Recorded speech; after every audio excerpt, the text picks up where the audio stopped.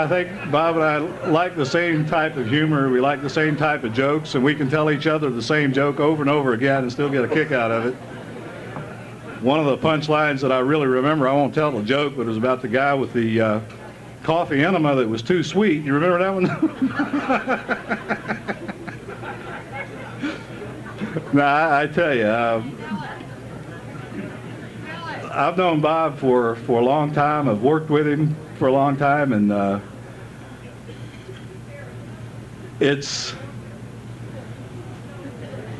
don't think there's a greater talent in Hampton Roads radio, and I've been out of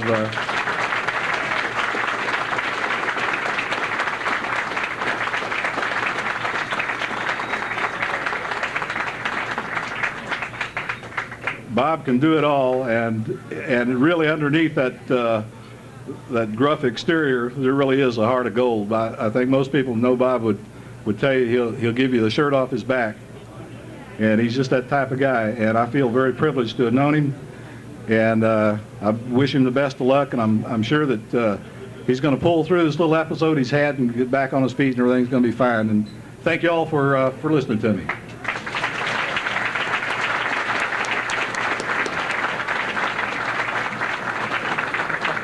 Thank you, Alan. Bob has given the shirt off his back many times. 4 winos were wearing one just a couple of weeks ago downtown somewhere.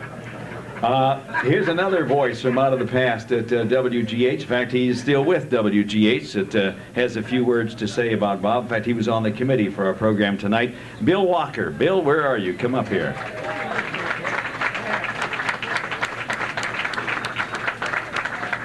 Well, Bill's on his way. I'll give you another definition here. Arbitron, a rating service that essentially does to radio stations what Ferdinand Marcos did to the Philippines. Bill? Okay. Thank you, Joe. I've worked with Calvert right from the beginning. When I came to the station back in '55, he'd been there just a few months. And as soon as I walked in the door, Calvert was the first one to walk up and say hello. And I'm still hearing things about that, like loving and Dick and all, that he spoke to me, you know, the first day rather than 4 or 5 years later. But we had quite a few incidents going back. We had a case where we were going to introduce a new Gillette safety razor in the market. And they were going to involve the swinging 6, as we called them then. 3 of them here tonight. So they sent this gal down from New York, Gillette, the agency, and got them all together and said, now, we want you to take this razor with you tonight and shave and come back in the morning to breakfast, and I'm going to tell you how good a job it did. Well, Calvert didn't like the attitude that she had, so on the way home he stopped at the drugstore and picked up a container of Band-Aids. So when he walked into breakfast that day, he had Band-Aids all over his face. Well, that broke the gal up, and we got the contract anyway. So that was one of the incidents. Another thing was, as they say, Calvert would come and go. You know, he'd be working for you one week, and next week he wouldn't. So he borrowed a ladder. We had a 6-foot ladder that was about the only one we had in the company, so he took it home, and when he quit, they kept calling him, Calvert, bring the ladder back, bring the ladder back. Well, he never did it. Well, he was hired again just before Christmas. So they said, Bob, why don't you come to the Christmas party, and you can meet all your friends again. We drew names for prizes, but you don't have to bring anything such short notice. Well, in walks Bob after everything had started, you know, so he'd be center stage, and he has a 6-foot-tall package with him, naturally, wrapped up, the ladder with bows and everything, and presented it to the general manager, Amber Dale, who's here tonight. So we got a ladder back as a Christmas present. As he said tonight, Calvert likes motorcycles. Well, he started out with a mini bike, and this is where Hertz got the idea of the guy floating through space. And I was doing that one day, going to Williamsburg, and I said to my wife, I said, there's a body floating down there. And what it was Calvert on this little mini bike. You can imagine, 300 and some pounds, you know, on this little mini bike. On another occasion, he went to Williamsburg to a skating rink to do a sock hop, as they called him back in the 60s. Well, somebody challenged Calvert to get out on the floor on skates. Well, the obvious happened. So the ambulance took him to the hospital. We got word the next morning that Calvert would be out for 3 weeks. Wouldn't be doing his show. Well, our manager at that time was Dan Heidrich. Some of you might have known him. He said, there's no way that Calvert's going to get out of doing his show. So Calvert's back in his room there in the hospital, sort of dozing, and he looks towards the window and he thought he saw a head, face out there. The window goes up. Fella comes in and says, "I'm the engineer. I'm bringing in the equipment. You're doing your show starting at 3 o'clock today." So he did. So to prove it, here's a picture of Calvert in the hospital. You can see it a little later. Let's find out what year it was.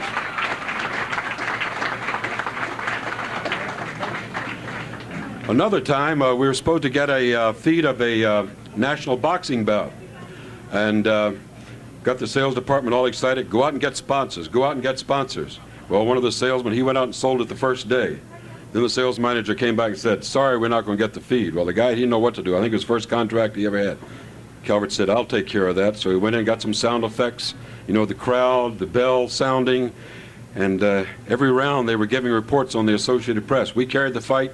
Nobody knew the difference. And Calvert was our sports announcer that time. So that's one of the many adventures with Calvert. I've enjoyed working with him. As I say, I worked with him 15 years. We've been friends for over 36. And we all love you, Bob. Thank you.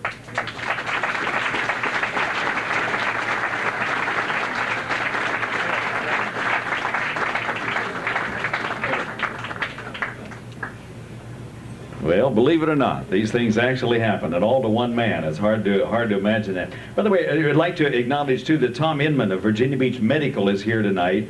Bob has been told he's going to need a portable oxygen bottle for a while, and Tom and the folks at Virginia Home Medical are going to donate the oxygen bottle for you, Bob, and they'll come back and refill it for you.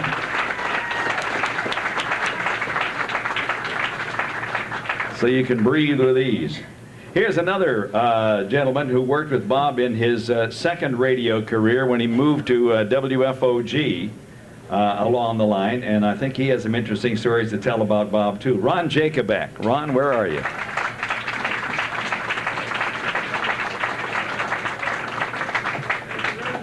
While Ron's on his way, I'll give you another definition here. Yeah, someone's painting over Ron's parking sign right now. But anyway, definition of drive time for Ron. What a DJ has plenty of after 3 bad rating books in a row. Except Ron had a super rating book. Ron Jacobak. Ron?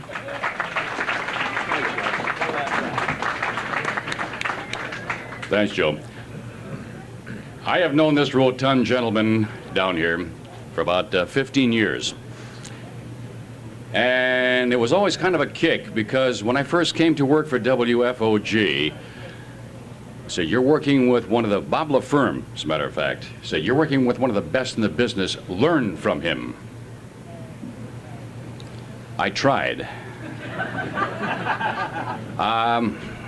You have never seen Bob, those of you who are not in the business or have not been around the area, have never seen Bob Calbert working in production. This is a totally different environment. It's a totally different world.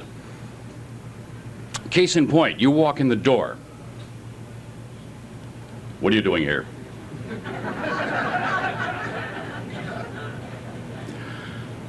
On the positive side, this man has probably got a heart as big as he is.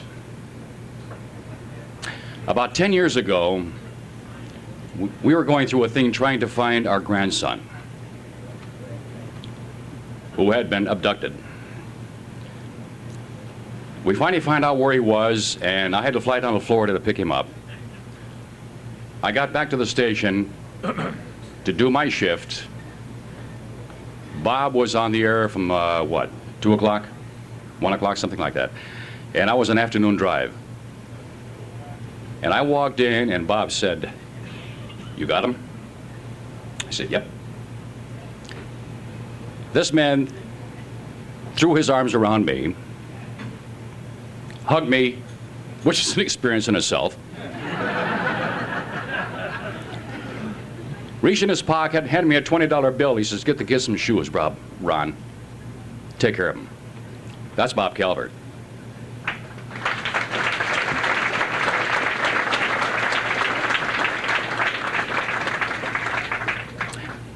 Robbie had shoes. A Robbie story. Robbie, by the way, is now 12. He's about this toll on me. About 8 years ago, we had a party in our home for a bunch of people. Bob was invited. Now, when Bob Calbert arrives at a party, there is no mistaking that Bob Calbert has arrived. There is no question in anyone's mind that Bob Calbert has arrived. He came down, sat in our kitchen on a wicker chair, which will never be the same, by the way, and proceeded to imbibe. Now, the beard is the greatest thing since sliced bread, because that's exactly what it does. It collects sliced bread, all right? So Bob sat there for a couple of hours holding court. You know, people were saying, oh, you're Bob Calbert. They were genuflecting, you know, the whole bit. The evening was finished at like 1 o'clock in the morning. Everyone departed. My wife and I said, let's go to bed. We'll clean up in the morning. Fine. We got up the next morning, and Robbie and my wife and I came downstairs. And around the chair where Bob Calbert was sitting was a semicircle of food on the floor.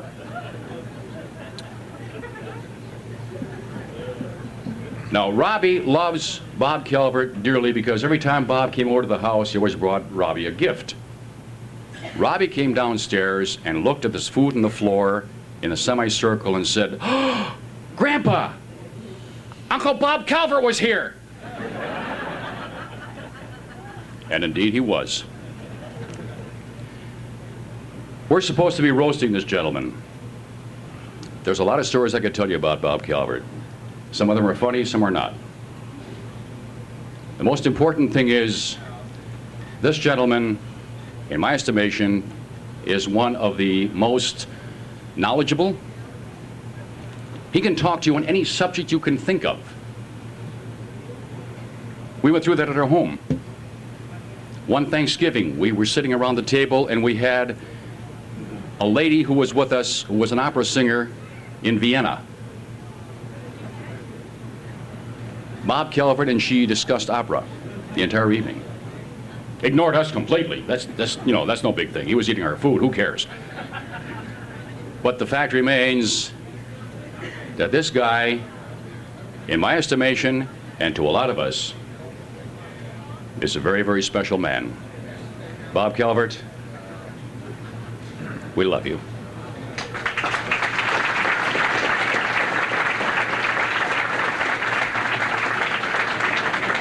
Thank you, Ron. Just a reminder again that Dave Dessler with WFOS is videotaping all of this tonight, so if you'd like to get a copy of the videotape after it's all over, we have a sign-up sheet over here where you can sign up. There'll be $15, and $13 of that will go to the Bob Calbert Fund. But you can sign up and get a copy of the videotape. Just give us your name and address. You're $15 too, by the way, and we'll see that you get a copy of the tape. Our next roaster coming up. Oh, by the way, if we had a prize for the furthest distance coming here tonight, Tom Morgan, who worked with Bob at WGH and also Peninsula Community Theater, flew in from San Francisco to be here tonight. Where are you, Bob? Tom, where are you?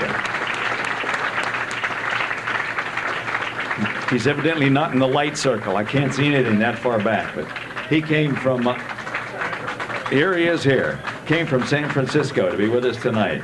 Tom, thank you. Thanks a lot. Thank you, Bob. If we had a prize for the farthest distance. Sorry about that, Tom. You didn't know that, did you? He thought, I'm going to get that prize for the farthest distance. You mean I'm not? Yeah, you're not. We don't I have a said I prize. would. Well, you got a hug from Bob. That's close enough. That's about what you're going to get tonight. I got the prize for putting on a suit. Well, I got a prize for putting on a suit, Bob. Oh, you got a prize for putting on a suit? Well, okay. First thing Bob said when he saw me was, I never saw you dressed up before. Tom, good to have you with us tonight. Thank you for coming. Our next speaker tonight is a guy that had the job of being program director, well, he still does, at WFOG when Bob Calbert was there.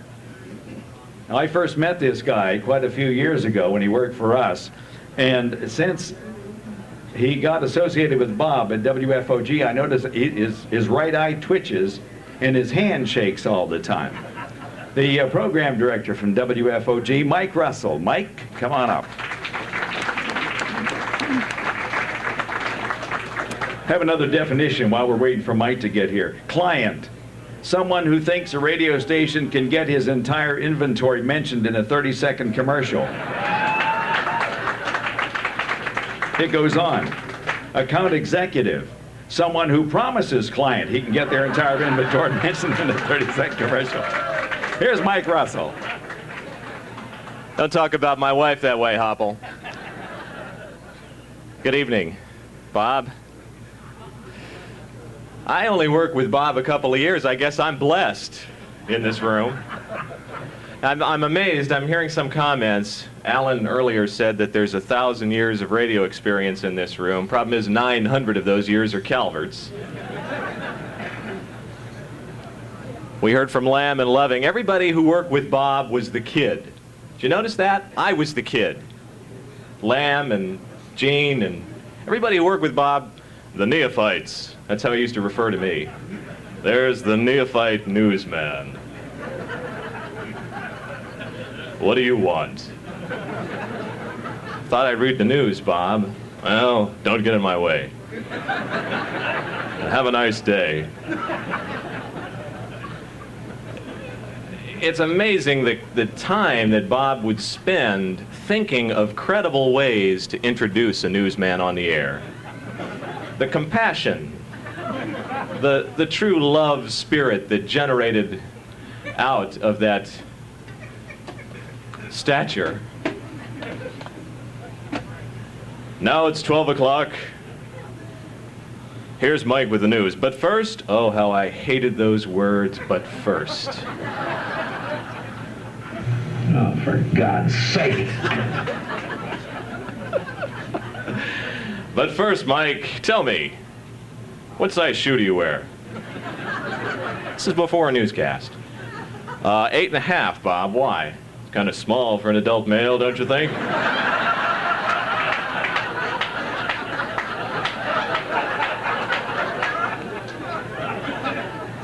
What do you mean by that, Bob? Nothing. I just think it says a great many things about you. Now here's Mike with the news.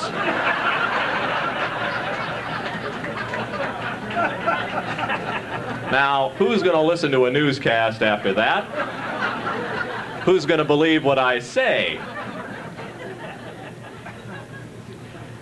Another time he introduced me, 12 o'clock on Fog. And now the man with the $2,000 watch and the $2 voice, Mike Russell.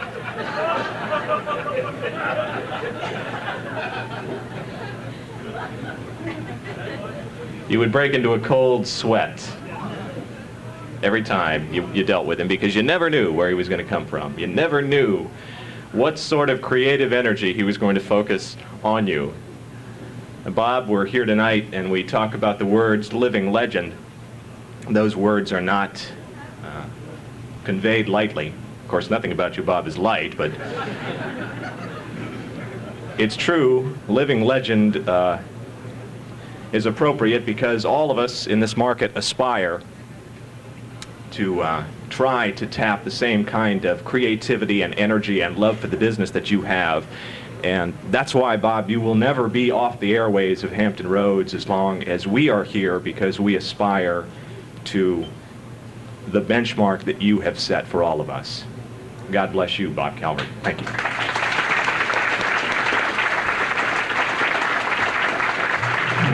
God's sake. Thanks, Mike. Well, he said all of us aspire. I thought he meant perspire, and I think I am here anyway. We're going to leave the world of show business. Well, not exactly, actually. Our next speaker is a guy who's been in sort of show business of a different sort for quite some time here in Hampton Roads. He is the former mayor of the city of Chesapeake. He is currently mayor of the city of Elizabeth City. Please make welcome Sid Oman. Sid, where are you?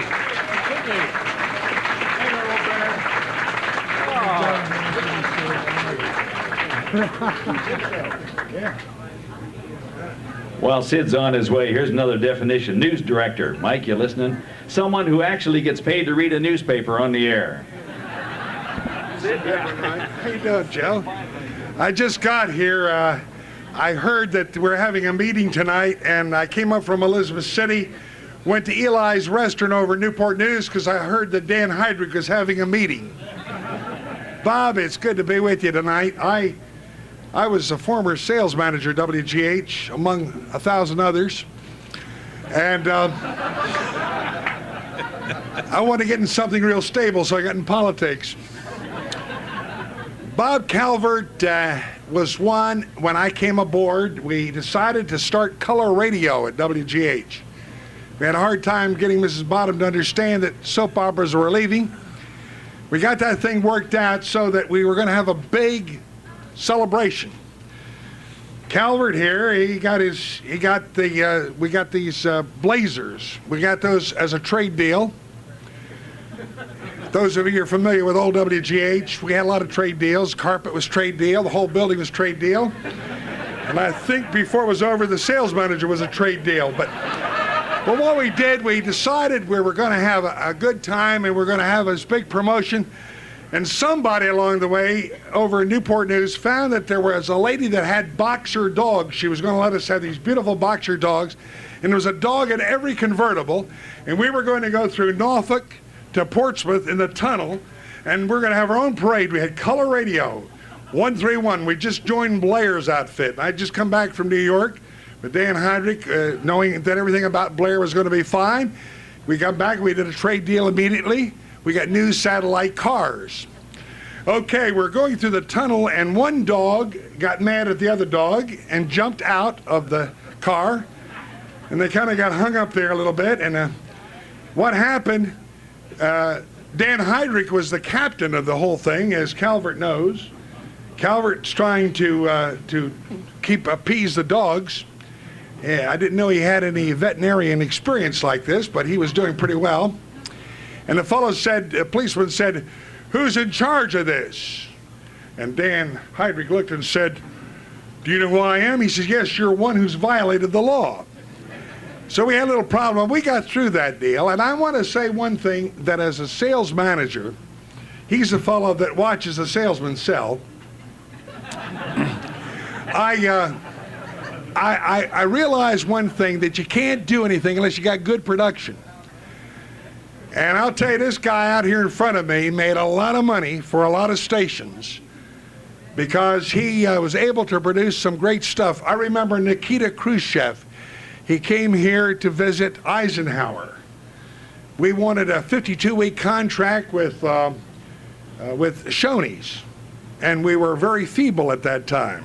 We didn't even have a 13-week contract. It was week to week.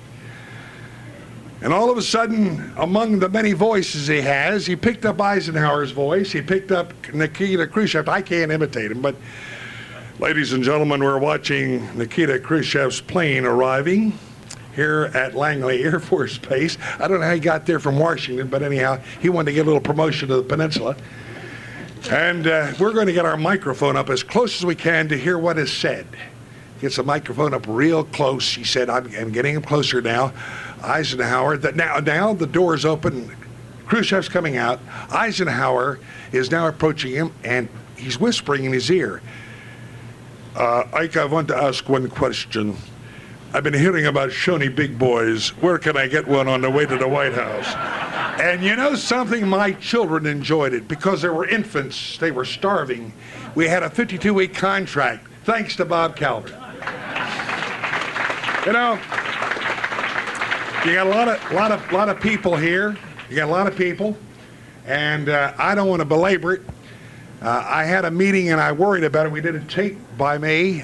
Dave Dressler took care of it. I was going to tell Bob how much you thought of him tonight, so we can throw the tape away. I'm here in person. The tape was much better. I performed much better when you don't see me. But I want to say this to you sincerely and honestly. Even though we had a city meeting tonight, it's a real pleasure to run up from the River City and bring greetings to my friend, who I'm making an honorary member and a citizen of the city of Elizabeth City.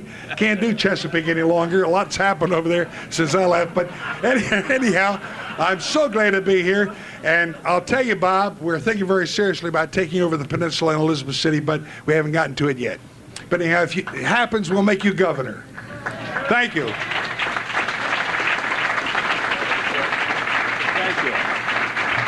For God's sake.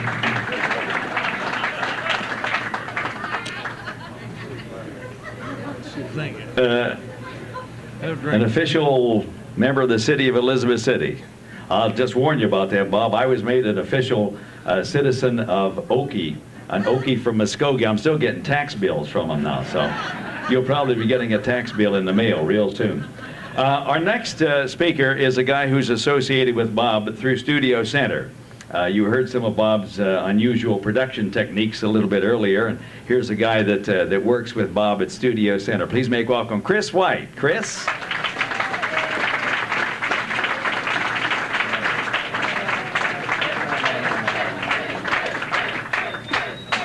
While Chris is on his way, as most of you probably know, Bob Calbert is from West Virginia, where marriage between first cousins is a way of life. So, enough said. Well, first of all, we all know that when Bob Calvert was born, they broke the mold. Of course, they had to get it through the door. But everybody's talking about how big a heart Bob Calvert has. This is a story that I've never told anyone before, so I thought I'd bore you with it first. I was going through some problems. I couldn't find anybody to talk to, so I called Bob. Bob said, "Come on, we'll go out to lunch and you can tell me the story." So we went out and I poured my heart out to Bob. I was telling him the problems I was going through, and I'll never forget what Bob Calvert said to me at that lunch. He looked at me and said, "Are you going to eat the pie?"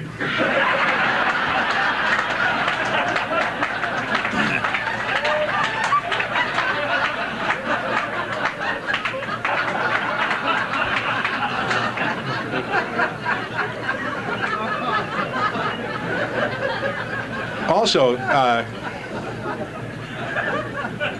was in radio before I retired over at Studio Center, and this is, ask Warren. This is probably the first time this many people have ever come to see an out-of-work disc jockey. But later on tonight, we're going to be showing Bob's new tape that he's going to be on. You'll probably see it on ESPN. It's called Bob